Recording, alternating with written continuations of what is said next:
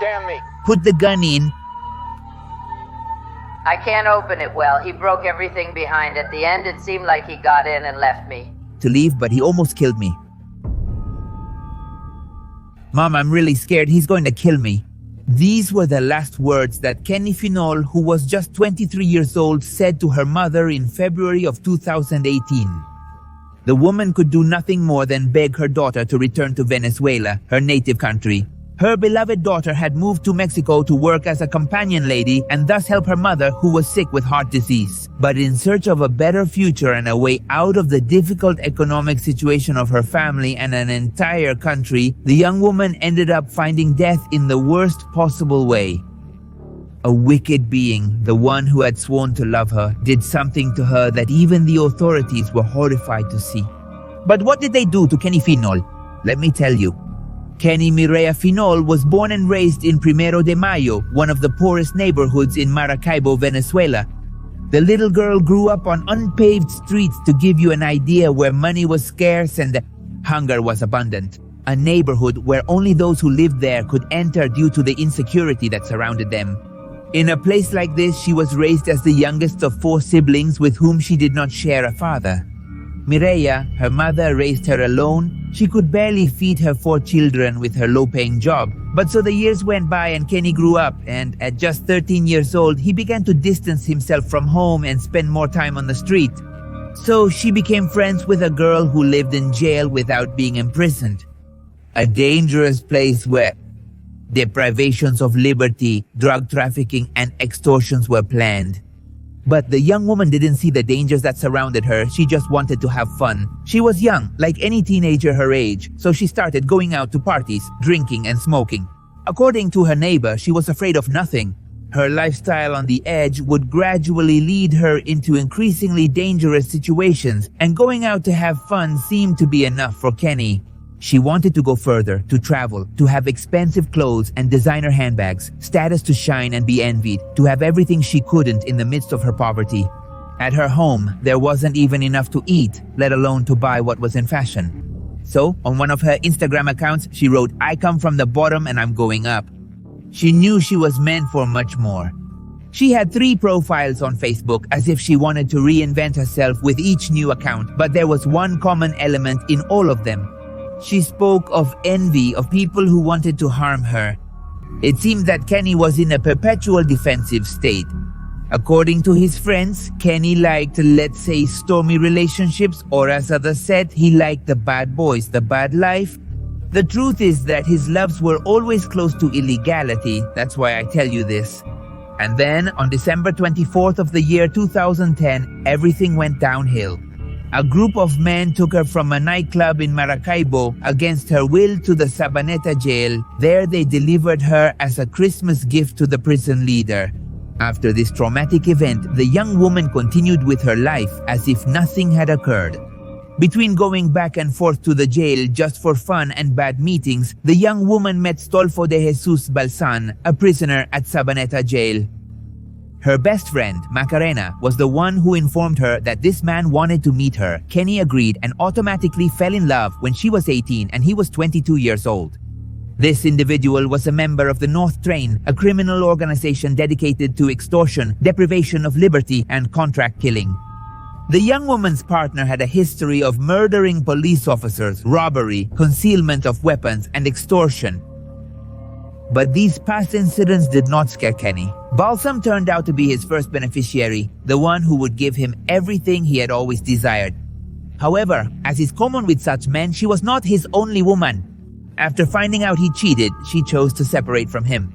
In 2014, in a confrontation with officials, Balsam was taken down after being accused of taking the lives of several police officers. At the cemetery, she played vallenatos as a tribute to who was once her partner. She then tattooed Balsan's tombstone on one of her shoulders, which in her country meant that she would always belong to him, be his property.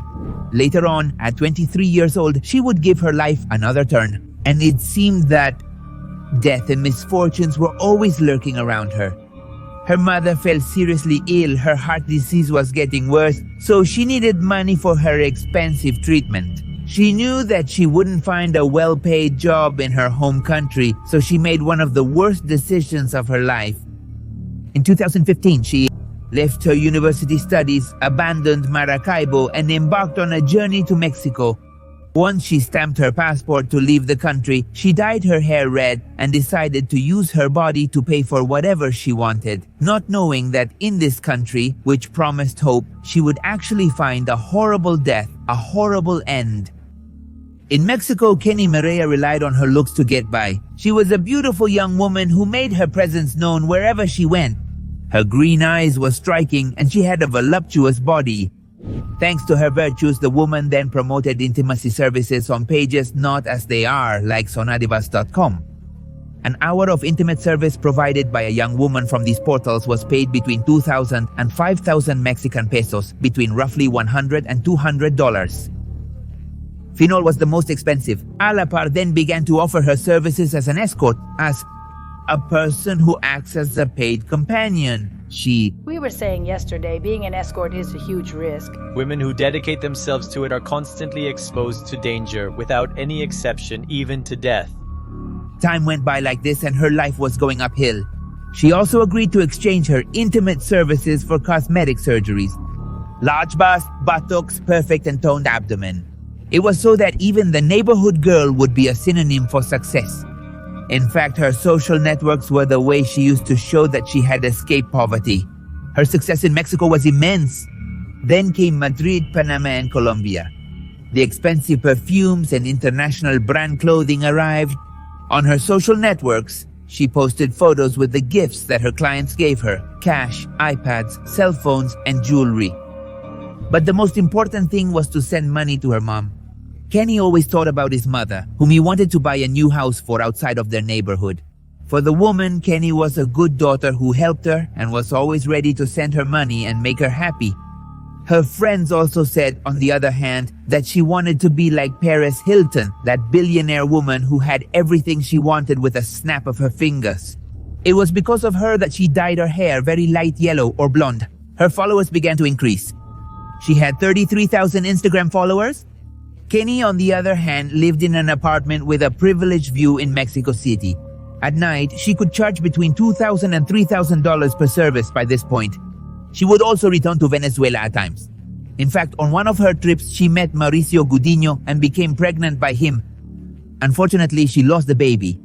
After that traumatic episode, she returned to Mexico and got a tattoo of an M and a J with angel wings and a halo, a tribute to her unborn baby. That moment was another turning point in Kenny's life. Since then, his substance use increased. Little cigarettes of the happiness herb mixed with white gold, or pills with liquor, a bomb, a cocktail where he would get on and off all the games. And so he began to write and publish images of God and prayers for protection. A friend with whom she shared a house kicked her out because she was getting too intoxicated. The addiction was already causing her to lose close relationships. That's how advanced this addiction or this disease was, but this did not stop her. Then she got her third tattoo, a phrase that went from the elbow to the shoulder that read, "God's will never take me where His grace cannot protect me." Months later, she would have no protection. In November now of the year 2015, Kenny became the main figure of Diva's Zone. Photographs of her face adorned the homepage. She was the most expensive doll in the showcase, that's what she called herself. Her beautiful face and being the most coveted would unfortunately attract the attention of the wrong person. Kenny's life was not as good as it seemed. Recently, he feared for his life. On his social media, he wrote about the danger and asked God for protection because it turned out that an executioner had entered his life, a person who had contacted him from the page where he advertised. His name was Brian Mauricio Gonzalez, alias El Pozoles. Kenny's family identifies the aggressor as Brian Gonzalez and sent a photo to Imagen Noticias where this man appears next to Kenny when they were still a couple. It was not clear when they started dating, only that by April of 2017, Kenny publicly announced that he had a partner. Even before that, he dedicated songs and loving posts to him. And very cautious, he tagged him with a discreet beat. He alternated his loving posts with images of girls hugging dangerous wolves. It was not known at what moment they went from love to violence. But at some point in their short relationship, the beatings began. Her friends believed it was since October of 2017, but in July, Kenny uploaded a photo of her injured arm. However, she didn't accuse anyone. In Venezuela, her mother and brother knew about Pozoles and that he was abusing her. Nobody had called and said many ugly things to me, but they didn't want to clarify what the ugly thing they had said was. That she was very scared. That boy was coughing at her, cornering her. He even managed to grab her again. The mother talked to Kenny every day. However, the calls were becoming less frequent. Her partner was controlling, monitoring her every move, interaction, and social media post, depriving her of peace. And suddenly, the man took her to meet his family to formalize the relationship and began living with her, knowing that in this way he could control her more closely. She didn't even know that the man killed for hobby, that he was a dangerous man, and it didn't take long for him to start becoming more violent with her. Brian Mauricio Gonzalez, alias El Pozole, was a thug from the Union. Tepito, a gang from a neighborhood in Mexico City, who fell in love with the young woman when he saw her photos on the Diva page. When they started dating formally, he demanded that she leave the life she was leading in the Mexican country. Pozole wanted Kenny to quit her job as a caress worker, as it made him jealous. However, she firmly refused, considering her job as her source of independence, which led to her decision to end her relationship with him in September of 2017. The wrongdoer obviously did not accept the breakup and the cost. In October of the same year, the man initiated a cost. In October of the same year, the man started a relationship with another woman from the Zona Divas portal named Karen Eileen Grosnitsky, but this relationship did not last more than 2 months. On the 27th of December of the year 2017, Karen was found lifeless with a bullet wound in her head. That same day, Pozole called Kenny and confessed to killing his companion. This revelation obviously set off his alarms. If the man had taken Karen's life, then she was going to be next. And so, the months after the warning were hell for Kenny. She felt that she could find him at any moment. Obviously, she didn't expect to be surprised in the worst way. The young woman was hired along with her friends for a private meeting. When she arrived at the address, she was terrified to see that it had been her ex-partner using a fake name. That day, he hit her so hard that he left her face swollen, purple, with bags of blows under her eyes. He fractured and hacked her in one of the arms and in the head. He also cut her. Here, yesterday that man Gave me butter for a service, and I went, it was him. He nearly killed me, attacking me with a machete. I have 5 stitches in my head, look. Look at the whole scratched eye. The guy put the gun on me. That I can't open it well. He broke everything behind me. At the end, it seemed like he had enough and let me go, but he almost killed me. He gave me like 4 machete blows. All over my body, machete blows, man. Despite the brutal beating, Kenny managed to survive and recorded 2 videos, one for a friend and another for the man where he exposed him. In them, he told about the abuse he had been subjected to his bewilderment and that of his family. The videos unfortunately didn't serve much or any purpose because the monster he had as an ex-partner was still free and stalking her from the shadows. By the way, you're going to realize that the video is censored because the beating was or had been quite grotesque. So due to platform issues, well, you know how this works. In fact, her fear of another attack was so intense that she had to quit social media and stop promoting her services online. Not only had the threats taken away her source of income, but she could barely move due to the pain all over her body after the beating she had received. The doctor just came and told me to take a bath to clean everything off, to get my stitches. He told me he's gonna give me about 10 stitches in the head because I have a very large opening. Kenny knew that if he stayed in Mexico, his life would be in danger, so he promised his family that he would return to Venezuela. His passport was expired, so he had to wait for the renewal. While waiting for his escape pass, Kenny stopped being that outgoing young man. He spent the last month of his life locked up due to the threats from Pozole. In December 2017, he said something that chilled his blood. I killed them all, now it's your turn. Kenny knew that his ex-partner was going to keep his promise, so he stayed as far away as possible from social networks and his daily photos, where he shared everything he did. In his penultimate post on Instagram, he posted the following: "Don't let my death be violent. Unfortunately, Pozole didn't listen to his plea. He made his death the worst of tortures or suffering." The gun in the mouth. I don't know if I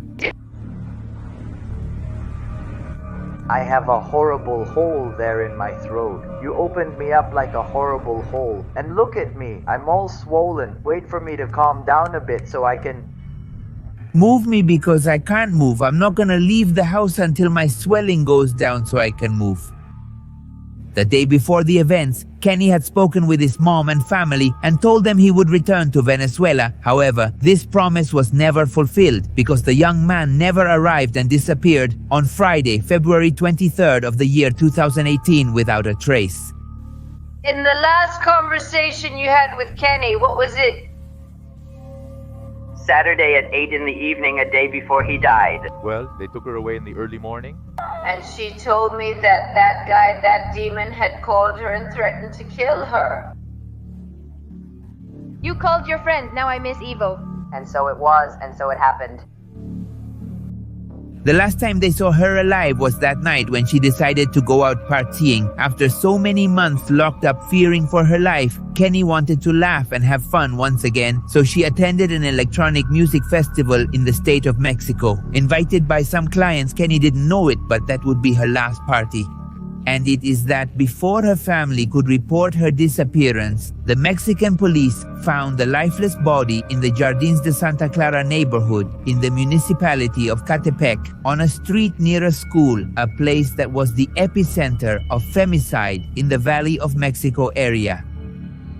The unidentified young woman's body was difficult to spot. Rarely had they come across such a perverse scene that it turned his stomach and filled him with nightmares. The victim had been fitted with a packing bag over her head with a seal around her neck.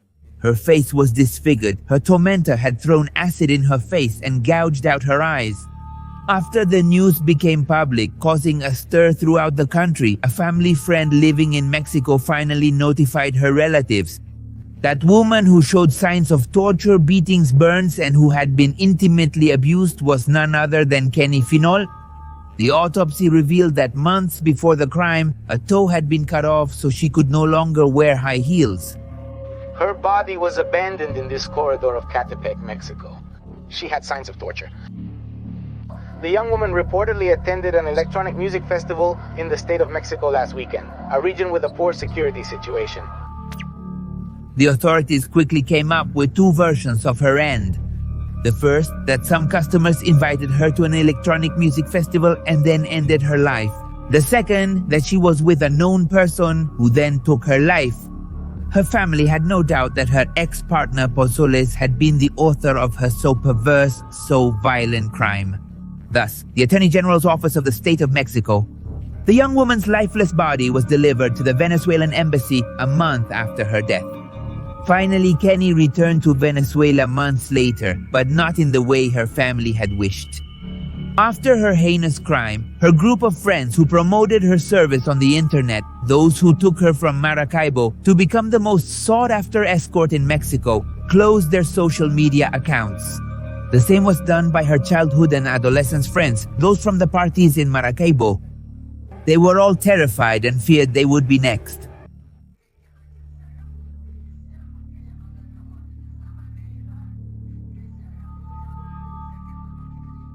Look, I beg you for my soul and for the Soul of... Help me, the guilty one has to pay for everything he did because she didn't deserve that death. Mireya Finol experienced a deep pain in her heart when facing the devastating loss of her beloved daughter. After facing countless threats, finally an individual, a monster without scruples, took her daughter away, plunging Mireya into an abyss of sadness and despair. After a torturous month of waiting for the body, Kenny's family finally said goodbye in Maracaibo. The mother, overwhelmed by pain, let all her emotions out as she cried over her daughter's coffin. All her relatives and friends bid her a final farewell. However, the fight was just beginning. Whoever did this to the young woman had to be behind bars for the rest of their life. Thus, the media identified Brian Mauricio Miranda, known as El Pozoles, as the main suspect in taking this woman's life, who had also had a relationship with Kenny. There was no doubt at this point that he was the one responsible. After a year without answers, Pozoles was finally arrested in February of 2019, but for another crime not for Kenny's femicide. The criminal was arrested by agents from the Undersecretary of Police Intelligence. The man was in a Taos van and had a weapon as well as packages of substances which included white gold, crystal, and the happiness herb. He also had 2,600 pesos in cash. Upon his arrest, he was linked to several disappearances of women in the country's capital, as well as to kidnappings, extortions, arms trafficking, and substance trafficking. At the time of his arrest, he was with his girlfriend Cassandra Rodriguez of Venezuelan origin, just like his last victim. Although his arrest was not for the crime against Kenny, his family had hopes that they would keep him behind bars. Unfortunately, in Mexico, it is the fourth country with the highest impunity in the world. So on November 19th, 2022, almost 5 years after the young woman's death, you make the case of some other girl, I don't know, someone famous or someone who moves in this environment. You can leave it here below in the comment box, or any trending topic. Like right now, there's the one about Garavito. There's a new series. To request coverage of a topic, please leave a comment below.